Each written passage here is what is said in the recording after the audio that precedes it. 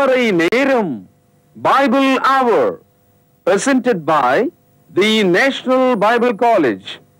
கிறிஸ்துவின் சபையார் உங்களை வாழ்த்துகிறார்கள். Welcome to Satellite Bible Classes. வணக்கம் மாணவ செல்வங்களே, இந்த வான்வழி வகுப்புகளுக்கு உங்களை அழைக்கிறதுல பெரும் மகிழ்ச்சி அடைகிறேன். Welcome blessed students of the National Bible College on these online classes. அன்பு தோழர்களே, கண்ணியத்துக்குரிய மாணவ செல்வங்களே, இந்த நாட்களில் இயேசு கிறிஸ்து பேசிய உவமைகளை குறித்து நாம் படித்து வருகிறோம். அதாவது இந்த பேரபிள் என்ற ஒரு வித்தியாசமான ஒரு கருத்து, அது ஒரு வகையான போதனை முறை. உவமைகள் என்பது சத்தியத்தை மனிதனுக்கு ஒரு சிறு கதையில் சொல்வது. பல முறை நான் உங்களுக்கு சொன்னேன், அதாவது heavenly truth explained on the earthly stories. பரலோகத்துக்குரிய சத்தியங்கள் உலகத்துக்குரிய சிறிய கதைகளில் சொல்லப்படுவது. நம் நாட்டு இலக்கியங்கள், பழமொழிகள், கவிதைகள் எல்லாவற்றிலும் உவமைகள் இருக்கிறது. ஆனால் அந்த உவமைகள் போலி உவமைகள், கற்பனை உவமைகள், கனவு உவமைகள், ஏராளமான பொய்களை அடிப்படையாக கொண்டது. படிப்பதற்கு இனிமையாக இருக்கும். ஆனால் இயேசு கிறிஸ்து சொன்ன எந்த ஒரு உவமையும் நம்முடைய உள்ளத்தை தொடக்கூடியதும், நம்மை வாழ்விக்கக்கூடியதும், தேவன் எதை விரும்புகிறார் என்பதை நம்முடைய வாழ்க்கையில் காண்பிக்கக்கூடியதும் சத்தியமாகவும் இருக்கிறது. இந்த நாளில் லூக்கா எழுதிய சுவிசேஷம் 12ஆம் அதிகாரம் 13வது வசனம் முதல் 21வது வசனம் வரைக்கும் இருக்கிற ஒரு பகுதியை நாம் தெரிந்து கொள்ளலாம். இயேசு கிறிஸ்து இந்த உவமையை ஒரு வித்தியாசமான ஒரு பின்னணியில் சொல்கிறார். ஆகவே அந்த பின்னணி என்ன என்பதை நம்ம தெரிஞ்சுக்கிட்டா தான் இந்த உவமையினுடைய கருத்தை தெளிவாக நாம் விளங்கிக் கொள்ள முடியும். லூக்கா 12:13வது வசனம். அப்பொழுது ஜனக்கூட்டத்தில் ஒருவன் அவரை நோக்கி, போதகரே, ஆசியை பாகம் பிரித்து என் வீதத்தை எனக்கு தரும்படி என் சகோதரனுக்கு கட்டளையிட வேண்டும் என்று கேட்டுக்கொண்டான். அதற்கு அவர், மனுஷனே, என்னை உங்களுக்கு நியாயாதிபதியாக பங்குடையவனாகவும் வைத்தவன் யார் என்றார். பின்பு அவர் அவர்களை நோக்கி, பொருளாசை குறித்து எச்சரிக்கையாயிருங்கள். ஏனெனில் ஒருவனுக்கு எவ்வளவு திரளான ஆசைகள் இருந்தாலும் அது அவனுக்கு ஜீவன் அல்ல என்றார். இதுதான் அந்த பின்னணி. அதாவது ஒரு அண்ணனோ தம்பியோ என்ன சொல்கிறான், எங்கள் சொத்தை நீங்கள் பாகம் பிரித்து கொடுங்க. அவங்களுக்குள்ள சண்டை. சகோதரர்கள், இன்றைக்கும் ஒவ்வொரு நாளும் பத்திரிகையிலும் தொலைக்காட்சியில் நாம் பார்க்குறோம். நிலத்தகராறு, வீட்டு தகராறு, அண்ணன் தம்பிங்க ஒருத்தன் வெட்டிக்கிறத கொல்றத பார்க்குறோம். அப்பா அம்மாவையே கொன்று போடுகிற பிள்ளைகளை நம்ம பார்க்குறோம். அதாவது அவ்வளோ வெறி. தம்பி அண்ணனை கொல்கிறான், அண்ணன் தம்பியை கொல்கிறான். காரணம் என்னன்னா பொருளாசை. இந்த பொருளாசையை குறித்து ஒரு உவமையை இங்கே சொல்றார். உலகத்திற்கு நம்ம எல்லாரும் பொருள் இல்லாமல் இருக்க முடியாது. பொருள் இல்லாதவர்களுக்கு இவ்வுலகம் இல்லை, அருள் இல்லாதவர்களுக்கு அவ்வுலகம் இல்லை. நம்ம கேள்விப்பட்டிருக்கோம். அருள்னா கிருபைன்னு அர்த்தம். ஆக பரலோகத்துக்கு போனோன்னா தேவ கிருபை நமக்கு வேணும். பூமியில் நம்ம வாழணும்னா பொருள் நமக்கு தேவை. ஆனால் அந்த பொருள் எவ்வளவு தேவை என்பதில் தான் பிரச்சனையே இருக்குது. ஏன்னா பொருள் மட்டும் நம்முடைய வாழ்க்கையாக மாறிவிடாது.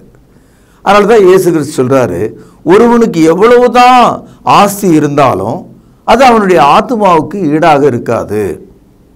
மத்தேயு 16வது அதிகாரம் 26வது வசனத்தில் இயேசு இப்படி சொல்கிறார், ஒரு மனுஷன் உலகம் முழுவதையும் ஆதாயப்படுத்தி கொண்டாலும் அவன் தன்னுடைய ஆத்மாவை நஷ்டப்படுத்தினால் அவனுக்கு லாபம் என்ன?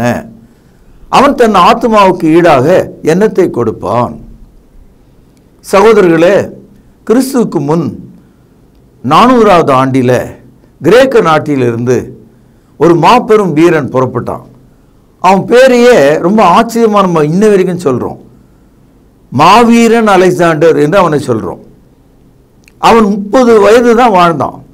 ஆனால் இந்த பூமி முழுதும் ஆளக்கூடிய பேரரசனாக மாறிவிட்டான்.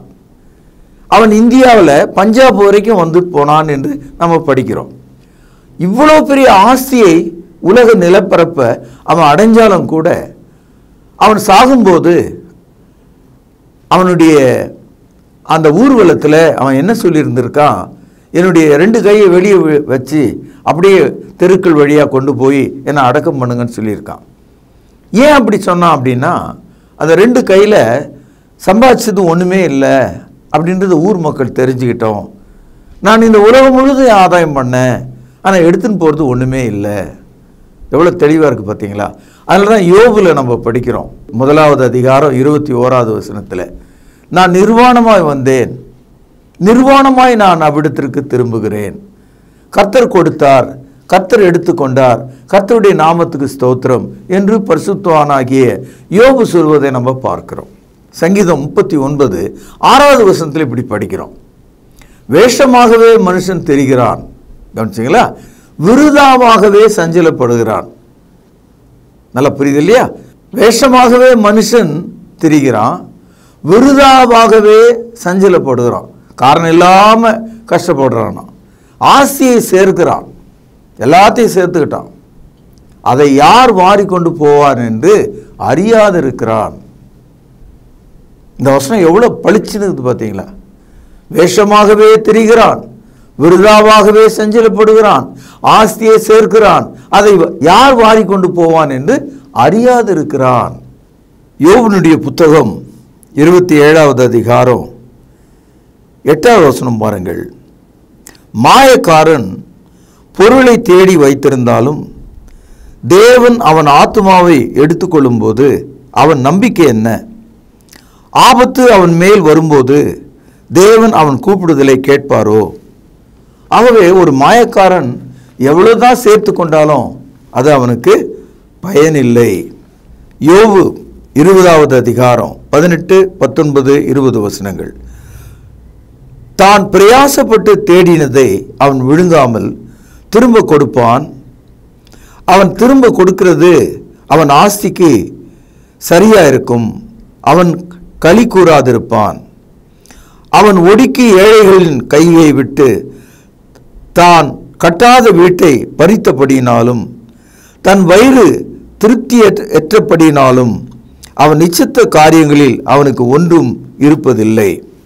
அதாவது இந்த ஊரை அடித்து உலையில் போடுற ஆள், எல்லாத்தையும் தன்னுடையது என்று நினைக்கிற மனுஷன் சாப்பிட்றத வாந்தி எடுத்துருவான்றார். சாகும்போது எதையும் எடுத்துன்னு போகிறதில்லை. இது எவ்வளோ உண்மை என்பதை நீங்கள் பாருங்கள். இதுதான் பொருளாசை என்பது. அதனால தான் நியாயப்பிரமாணத்திலேயே இச்சையாதிருப்பாயாக என்பது ஒரு கட்டளையாக இருக்கிறது. பொருளாசை குறித்து நமது ஆண்டவர் இயேசு கிறிஸ்து என்ன சொல்கிறார் என்று கவனியுங்கள். மத்தேயு 6ஆம் அதிகாரம் 19, 20 வசனங்கள். பூமியிலே உங்களுக்கு பொக்கிஷங்களை சேர்த்து வைக்க வேண்டாம், இங்கே பூச்சியும் துருவும் அவைகளை கெடுக்கும், இங்கே திருடரும் கண்ணுமிட்டு திருடுவார்கள். பரலோகத்திலே உங்களுக்கு பொக்கிஷங்களை சேர்த்து வையுங்கள், அங்கே பூச்சியாவது துருவாவது கெடுக்கிறதும் இல்லை, அங்கே திருடர் கண்ணமிட்டு திருடுகிறதும் இல்லை. இயேசு கிறிஸ்து சத்தியத்தை நமக்கு இங்கே குறிப்பிடுகிறார். நம்ம எவ்வளவு தான் செல்வங்களை சேர்த்து பூமியின் அடியில் புதைத்து வைத்தாலும் பூமியின் அடியில் இருக்கிற பூச்சிகள் அவைகளை தின்றுவிடும், அல்லது அந்த உலோகங்கள் துருப்பிடித்து விடும், அல்லது திருடர்கள் நமக்கு தெரியாமல் அதை வந்து கொள்ளையடித்து செல்வார்கள். கேரளாவில் ஒரு கோயில் இருக்கிறது. அந்த கோவில் 2000 வருட சொத்தை 3 அறைகளிலே ஒளித்து வைத்திருக்கிறது. இன்னைய தேதி வரைக்கும் 2 அறைகளை மட்டும்தான் திறந்து பார்த்தாங்களாம். லட்ச லட்ச கோடிகள் பெருமானம் உள்ள தங்கம் வெள்ளிகள் அதற்குள் இருக்கிறது. அத்தனையும் பாவ வழியில் ரத்தம் சிந்தி பிறருடைய உயிரை குடித்து சேகரிக்கப்பட்ட பொருட்கள். அதனால் நம்ம எவ்வளவுதான் சேர்த்து வைத்தாலும் அது துருப்பிடித்து விடும், அது பூச்சி தின்று விடும், அதை திருடர்கள் கண்ணமிட்டு கொள்வார்கள். சேர்த்து வச்சால் அதை சாப்பிட்டானோ பார்த்தீங்களா, அதை சேர்த்து வச்சவன் யாராவது அனுபவிச்சானா பார்த்தீங்களா? அவனுடைய தலைமுறை, அவனுடைய குடும்பத்திலிருந்து வந்தவர்கள் யாராவது அனுபவித்தார்களா? ஏறக்குறைய 1000 ஆண்டுகளுக்கு மேலாக திறக்கப்படாத அந்த பாதாள அறைகளை பூட்டப்பட்டிருக்கிறத நம்ம பார்க்கிறோம். அதனால ஒரு மனிதனுக்கு எவ்வளவு ஆஸ்தி இருந்தாலும் அது அவனுடைய ஆத்மாவுக்கு ஈடாக இருக்காது. 1 தீமோத்தேயு 6வது அதிகாரம் 9-10 வசனங்கள் உங்கள் கையில் இருக்கிற பைபிளை நீங்கள் பேனா வச்சுருந்தீங்கன்னா அதை அண்டர்லைன் பண்ணுங்க. 9ஆம் வசனம் பாருங்கள். ஐஸ்வரியவான்களாக விரும்புகிறவர்கள் சோதனையிலும் கண்ணியிலும் மனுஷரை கேட்டிலும் அழிவிலும் அமிழ்த்துகிற மதிகேடும் சேதமுமான பலவித இச்சைகளிலும் விழுகிறார்கள். இந்த ஒரு வசனத்தில் எவ்வளோ ஆழமான சத்தியம் சொல்லப்பட்டிருக்கு பார்த்தீங்களா? நம்ம ஊரில் சாதாரண ஒரு பழமொழி, அவனுக்கே சூனியம் வச்சுக்கிட்டான் அப்படின்னு சொல்லுவாங்க. அதோட இன்னொரு பலமான ஒரு பழமொழி, அவனுக்கே குழியை வெட்டிக்கிட்டான் அப்படின்னு சொல்லுவாங்க. அதே தான் நடக்குது பாருங்கள். ஐஸ்வரியவான்களாக விரும்புகிறவர்கள் 1 சோதனையிலும் 2 கண்ணியிலும். இந்த இடத்துல கண்ணின்னு சொன்னால் பறவைகளை பிடிப்பதற்காக வேடர்கள் வலைகளை விரிப்பாங்க. அது அந்த பறவைகளுடைய கண்ணுக்கு தெரியாது, அது உள்ளே மாட்டிக்கொள்ளும். அது மாதிரி சோதனையிலும் கண்ணியிலும் மனுஷரை கேட்டிலும் அழிவிலும் அமிழ்த்துகிற மதிகேடும், சேத்துல புதஞ்ச மாதிரி சேதமுமான பலவித இச்சைகளிலும் விழுகிறார்கள். யார் விழுகிறார்கள்? ஐஸ்வரியவான்களாக மாற விரும்புகிறவர்கள். இன்றைக்கு உலகத்தில் 10 பேர் இந்த உலகத்துக்கு எல்லாருடைய சொத்துல 50% அவங்க கையில் வச்சிருக்காங்க. இந்த உலகத்தில் இருக்கிற அந்த 10 பணக்காரர்களில் ஒரு ஆள் நம்ம இந்தியாவில் இருக்கிற ஆள். உங்களுக்கு தெரியும், அந்த அம்பானி என்ற ஒரு மனிதன். ஆனால் அவர்கள் இதையெல்லாம் அனுபவிப்பார்களான்னு பாருங்க. அவர்கள் அதை விட்டு செல்ல வேண்டும். இப்பொழுது 1 தீமோத்தேயு 6வது அதிகாரம் 10வது வசனம் பாருங்கள். பண ஆசை எல்லா தீமைக்கும், அந்த இடத்துல எல்லா தீமைக்குன்ற ஒரு கருத்தை அண்டர்லைன் பண்ணுங்க. தீமைனாவே நமக்கு என்னன்னு தெரியும். எல்லா தீமைக்கும், ரூட் ஆஃப் ஆல் ஈவில் என்று சொல்றார். பண ஆசை எல்லா தீமைக்கும் வேறாக இருக்கிறது. சிலர் அதை இச்சித்து விசுவாசத்தை விட்டு வழுவி அநேக வேதனைகளாலே தங்களை உருவ குத்திக் கொள்கிறார்கள். பைபிள் படி நடவாமல் போன ஒரு மனிதன் ஒரு கடபாரையை தரையிலே நட்டு அதன் மேலே அவன் குப்புற விழுந்தான்னா நெஞ்சு வழியா உள்ள புகுந்த கடப்பாறை முதுகு வழியா வெளியே வர மாதிரி பண ஆசை ஒரு மனிதனை உருவ குத்தி கொலை செய்யக்கூடியதாக இருக்கான். ஆகவே அன்பு சகோதரர்களே, இன்றைக்கு உலகம் இறக்க வைத்து பறக்கிற ஒரு பறவையைப் போல வாழ்நாள் முழுவதும் ஓய்வில்லாமல் எல்லாருடைய வீட்டையும் பறித்து கொள்கிறாங்க, எல்லாருடைய நிலத்தையும் வாங்கி போட்டுக்கிறாங்க. 100க்கு 120% வட்டிகளை சம்பாதிக்கிறாங்க, பத்திரங்களை வாங்கி வச்சுக்கிறாங்க, அடமான பொருளாக கட்டுகிற உடைகளை எடுத்துக்கிறாங்க, வாகனங்களை பறிச்சுக்கிறாங்க, கண்ணு கட்டிய தூரம் வரைக்கும் எல்லாம் என்னுடையது என்று சொல்றாங்க. இவர்கள் மத்தியில் தான் நம்ம வாழ்ந்துட்டு இருக்கோம். சகோதரர்களே, இதை குறித்து ஒரு ஊமையாக இயேசு சொல்லுகிறார். இப்பொழுது அந்த ஊமையை நம்ம படிப்போம். லூக்கா 12வது அதிகாரம் 16வது வசனம் கவனிங்கள். அல்லாமலும் ஒரு ஊமையை அவர்களுக்கு சொன்னார். ஐஸ்வர்யமுள்ள ஒருவனுடைய நிலம் நன்றாய் விளைந்தது. அப்பொழுது அவன், நான் என்ன செய்வேன்? என் தானியங்களை சேர்த்து வைக்க இடமில்லையே. நான் ஒன்று செய்வேன், என் களஞ்சியங்களை இடித்து பெரிதாக கட்டி எனக்கு விளைந்த தானியத்தையும் என் பொருள்களையும் அங்கே சேர்த்து வைத்து, பின்பு என் ஆத்துமாவே, உனக்காக அநேக வருஷங்களுக்கு அநேகம் பொருள்கள் சேர்த்து வைக்கப்பட்டிருக்கிறது, நீ இளைப்பாரி புசித்து குடித்து பூரிப்பாயிரு என்று என் ஆத்துமாவோடு சொல்லுவேன் என்று தனக்குள்ளே சிந்தித்து சொல்லிக் கொண்டான். இதுதான் அந்த உவமை. இயேசு சொல்கிறார், அதாவது இங்கே ஒரு ஐஸ்வர்யம் உள்ள மனிதன், அவனுக்கு பேர் இல்லை. சில சமயங்களில் பார்த்தீங்கன்னா பெரிய பணக்காரர்களுக்கு அவங்க பேரை விட அவங்க பணம் தான் பெருசாக பேசும். அதனால தான் அவர் ரிச் மேன் அப்படின்னு அவனுக்கு டைட்டில் கொடுத்துருக்காங்க. ஏன்னா அவனுடைய நிஜமான பேர் சொல்கிறத விட அவனுடைய ஐஸ்வர்யம் ரொம்ப பெருசாக இருக்குது. அதனால் ஐஸ்வர்யவான் அப்படின்னு டைட்டில் கொடுத்துட்டாங்க. அடுத்தது, அந்த மனுஷனுடைய நிலம் நன்றாக விளைந்ததாம். அந்த அறுவடையை எங்கே எடுத்து வைப்பது என்று அவனுக்கு தெரியல.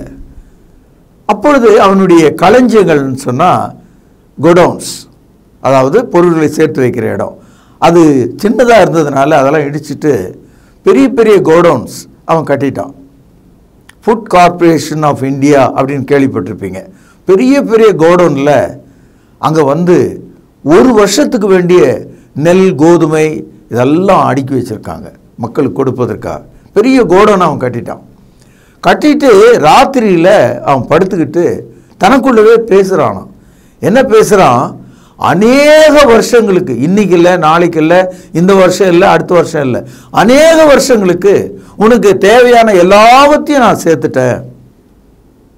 அடுத்தது என்ன சொல்கிறான்? என் ஆத்துமாவே நீ புசித்து குடித்து மகிழ்ச்சியாரு, பி ஹாப்பி என்று அவன் சொல்லி கொண்டானான். யார்கிட்ட சொல்லிட்டு இருக்கான்? அவன் தனக்குள்ளவே பேசிட்டு இருக்கானான். இதை கர்த்தர் கேட்கிறார். சகோதரர்களே, இந்த வாஸ்த இந்த பகுதியில் நான், அதாவது ஐ என்ற வார்த்தை 11 முறை வந்திருக்கிறது. இந்த மனிதனுடைய வாழ்க்கையில் கடவுள் இல்லை, குடும்பம் இல்லை, சகோதரர்கள் இல்லை, தேசம் இல்லை, யாருமே இல்லை, அவன் மட்டும்தான் இருக்கிறான். அவனும் அவனுடைய சொத்து. இந்த மாதிரியான கேரக்டர்ஸை நம்ம பார்க்கிறோம். எப்போதும் நான் நான் நான் என்று வாழ்கிற மக்கள் இருக்காங்க. நான் நிறைய வீடுகளை பார்த்துருக்கேன். 2 பேர் இருப்பாங்க, 3 அடுக்கு மாளிகை இருக்கும். அந்த வீட்டில் பெருக்கிறதுக்கு கூட ஆள் இருக்க மாட்டான். அப்படி கட்டி காப்பான். சாகும்போது எடுத்து போகிறதுக்கு 4 பேர் இல்லாமல் போயிடுவான். யாரோ எங்கேயோ இருக்கிற சொந்தக்காரன் வந்து அந்த வீட்டை எடுத்துக்குவான். காலஞ்சென்ற முதல்வர் எவ்வளோ சொத்து வச்சுருந்தாங்க. உங்களுக்கு தெரியும், சுமார் 70 நாட்கள் மருத்துவமனையில் இருந்து அப்படியே இறந்துட்டாங்க. அவங்களுடைய சொத்துக்களை என்னாச்சு பார்த்தீங்களா? அதனால் நம்ம எவ்வளவு சேர்த்தாலும் அது நம்முடைய ஆத்மாவுக்கு ஈடாக விலையாக இருக்க முடியாது. இந்த மனிதனுடைய கேரக்டர் ரொம்ப கேவலமான ஒரு கேரக்டராக இருக்கு. நான் நான் என்றே வாழ்கிறான். தன்னுடைய ஆத்மாவை அவன் என்ன நினைக்கிறான்? எப்போது இருக்கக்கூடியதாக நினைக்கிறான், அழிவற்றதாக நினைக்கிறான். அதனால தான் ஆண்டவர் சொன்னாராம், 20வது வசனம் பாருங்கள். தேவனோ அவனை நோக்கி, அந்த மனுஷனிடத்தில் கர்த்தர் பேசினாராம். தேவனோ அவனை நோக்கி, மதிகேடனே. இந்த மதிகேடனேன்றதுக்கு ஆங்கிலத்தில் ஃபூல் என்ற வார்த்தை வந்திருக்கு. அதாவது அறிவுக்கு நேர் எதிரடியான வார்த்தை மதிகேடு. பாவம் செய்கிற மனிதனுடைய இருதயத்திலிருந்து மதிகேடு வருகிறது என்று மார்க் 7வது அதிகாரத்தில் 20ஆம் வசனத்தில் நாம் படிக்கிறோம். Sin comes out of the heart. Sin is a foolishness. நம்ம நினைக்கிறோம் முட்டாள்தனம் அப்படின்னா அறியாமைன்னு நம்ம நினைக்கிறோம். ஆனால் பைபிள் படி பார்த்தீங்கன்னா முட்டாள்தனம் கூட பாவம் என்று குறிக்கப்பட்டிருக்கிறது. அதனால தேவன் அவனை நோக்கி, மதிகேடனே, உன் ஆத்துமா உன்னிடத்திலிருந்து இந்த ராத்திரியிலே எடுத்துக்கொள்ளப்படும். அப்பொழுது நீ சேகரித்தவைகள் யாருடையதாகும் என்று சொன்னார். இந்த இடத்துல தேவன் பேசுகிறார், மனிதன் பேசிக்கொண்டிருக்கிறான். மனிதன் தன் ஆத்மாவோடு பேசுகிறார், தேவன் அந்த மனிதனோடு பேசுகிறார். என்ன சொல்றார் பார்த்தீங்களா? இந்த ராத்திரியிலே என்ற ஒரு வார்த்தையை நீங்கள் இங்கே பார்க்கலாம். டுநைட். ஒரு பகல் ஒரு இரவு சேர்ந்தால் தான் ஒரு நாள். இப்போ ராத்திரி என்பது எத்தனை மணி நேரம்? ஒரு 12 மணி நேரம் அல்லது ஒரு 10 மணி நேரம், அதானே ராத்திரி. அப்போ தேவன் வந்து அவனுக்கு கொடுத்த காலம் ஒரு 10 மணி நேரம் அவகாசம்தான். இன்னும் அடுத்த 10 மணி நேரத்தில் நீ செத்து போனா உன்னுடைய சொத்தெல்லாம் என்ன ஆகுன்னு கேட்குறார். ஆனால் இவன் என்னமோ இந்த உலகத்தில் 100 வருஷம் வாழ போகிறோம் போல, ஆத்மாவே நீ சந்தோஷப்படு, பூரித்து களிப்பாயிரு, பாரு அறைகளையெல்லாம் இடித்து பெரிய கோடவுன் கட்டிட்டேன், பொருள் வைக்கும் அறைகளை கட்டி விட்டேன், உனக்காக சேர்த்து வைத்து விட்டேன் என்று தனக்குள்ளே அவன் பேசுகிறான். இந்த ராவிலே உன் ஆத்துமா எடுக்கப்படும் என்று சொன்னார். சகோதரே, இதை கேட்கும்போது நம்முடைய இருதயத்தில் ஒரு ஈட்டி குத்துவது போல இருக்கிறது. இதை தான் நம்ம 1 தீமோத்தேயு 6:10 வாசித்தோம். 1 தீமோத்தேயு 6:10 பண ஆசை எல்லா தீமைக்கும், கவனிங்க, வேறாக இருக்கிறது. ஒரு ஆலமரத்தை பார்க்குறீங்க, பெருசாக இருக்கும், விழுதுகள் தொங்கும். ஆனால் அந்த ஆலமரத்தினுடைய அடியில் மண்ணுக்கு கீழே வேறு இருக்கு. எல்லா மரத்துக்கும் கீழே வேறு இருக்கு, ஆனால் வேறு நம்ம பார்க்கறது இல்லை. அது மாதிரி பண ஆசை என்ற அந்த ஆசையுடைய மனிதனுடைய வேர் அழிவுக்குரியதாக இருக்கிறது. பண ஆசை எல்லா தீமைக்கும் வேறாயிருக்கிறது. சிலர் அதை இச்சித்து விசுவாசத்தை விட்டு வழுவி அநேக வேதனைகளாலே தங்களை உருவ குத்தி கொள்கிறார்கள். தங்கள் மார்பிலே தாங்களே ஒரு ஈட்டியை கொண்டு குத்துவது போல, ஒரு கத்தியை கொண்டு குத்துவது போல அவர்கள் தங்களை அழித்துக் கொள்கிறார்கள். சகோதரர்களே, இந்த ஓமையின் வழியாக நாம் என்ன பாடத்தை கற்றுக்கொண்டோம்? பண ஆசை எல்லா தீமைக்கும் வேறாக இருக்கிறது. அடுத்தது, பண ஆசை உள்ள ஒரு மனிதன் கிறிஸ்துவை பின்பற்ற முடியாது. அவன் ஒரு விசுவாசியாக இருக்க முடியாது. ஏனென்றால் பண ஆசை ஒரு மனிதனை விசுவாசத்தை விட்டு விலக்கி விடுகிறது. விசுவாசத்தை மனிதன் இழந்து விடுகிறான். இப்பொழுது லூக்கா 12ஆம் அதிகாரம் 21வது வசனத்தோட இந்த ஓமை முடிவுறுவதை நீங்கள் பார்க்கலாம். பாருங்கள், தேவனிடத்தில் ஐஸ்வர்யவானாயிராமல் தனக்காகவே பொக்கிஷங்களை சேர்த்து வைக்கிறவன் இப்படியே இருக்கிறான். எப்படி இருக்கிறான்? 10 மணி நேரத்திலே இந்த உலகத்தை விட்டு போகக்கூடியவனாக இருக்கிறான். அந்த இரவிலே தன் ஆத்துமாவை இழக்கக்கூடியவனாக இருக்கிறான். எவ்வளவு உண்மை இது! எவ்வளவு உண்மை இது! எத்தனை பணக்காரர்கள் குளிக்க சென்று பாத்ரூமில் வழிக்கு விழுந்து அப்படியே செத்து போகிறான். அரை மணி நேரத்துக்குள்ளே செத்து போயிட்டான். ஒரு நாளெல்லாம் மனிதர்கள் செத்து கொண்டிருக்கிறார்கள். ஆனால் அவர்களோ இந்த உலகத்தில் உள்ள எல்லா சொத்துக்களையும் எல்லா பொருளையும் தனக்கென்று எடுத்துக்கொண்டு இந்த உலகத்தை வதைக்கிறவர்களாக இருக்காங்க. கடவுள் படைத்த எல்லா பொருளும் எல்லாருக்காகவும் ஆனது.